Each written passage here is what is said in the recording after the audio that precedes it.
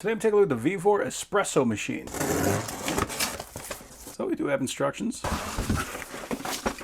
So that's actually a fairly nice large unit. We got our steaming wand. It actually has feels like a little detent on it, so it clicks into place. So this is off right here. Turn it to the left, we can make our espresso.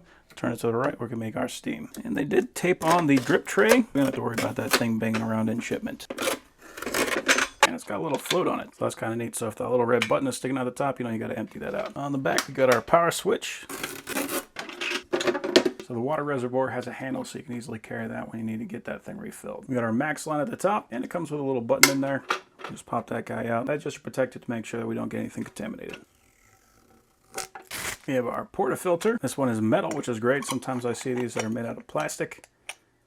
With the amount of pressure that you're putting on these things, metal is a lot better, especially for these tabs right here. We got our filter, and then we got our chamber, which is going to let everything drain into those two holes in the bottom. And those are what feel like a plastic. We got another filter. You can see this one's a lot smaller, so it's going to be for a single shot. The other one that's in there is a double shot. And we got our coffee scoop and our tamper. So it's just a plastic tamper, so you just apply force to it. I'm going to try to apply about 30 pounds of pressure in order to get your puck. So it says before we brew our first cup of espresso, we're going to put our portafilter in with the filter. So we got a red light. It is flashing slowly. Okay, so the red light came in solid, so that means we are preheated. Now I'm going to turn this to coffee. I'm going to let this run for about 30 seconds instead, just to let hot water go through and kind of clean everything out. And we can see water is coming out of both nozzles. Okay.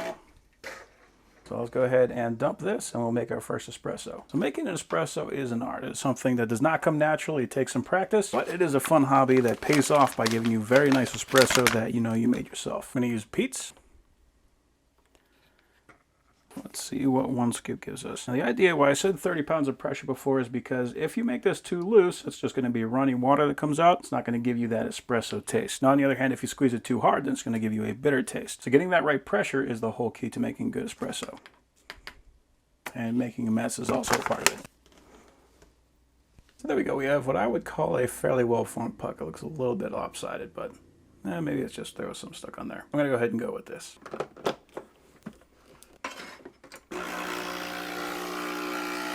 And let's see what we get.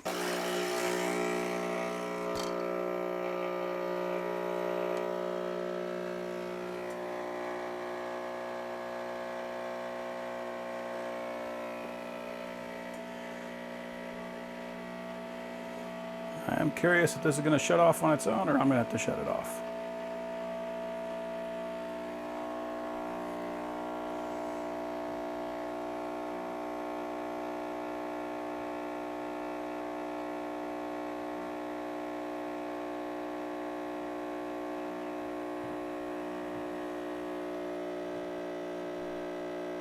Alright, it does look like I have to shut it off. So I shut it off late. You're only supposed to get about half a cup out of one of these because this is a 6 ounce. One shot is 1 ounce. A double shot should be 2 ounces. Let's see how this tastes anyway. Oh yeah. So it is a bit watered down. That's just because I didn't turn it off soon enough, but it still tastes really good. This is more like an Americano, or basically an American cup of coffee. But that is extremely good. So yeah, if you're looking for a nice and easy espresso machine, that is going to be an awesome choice.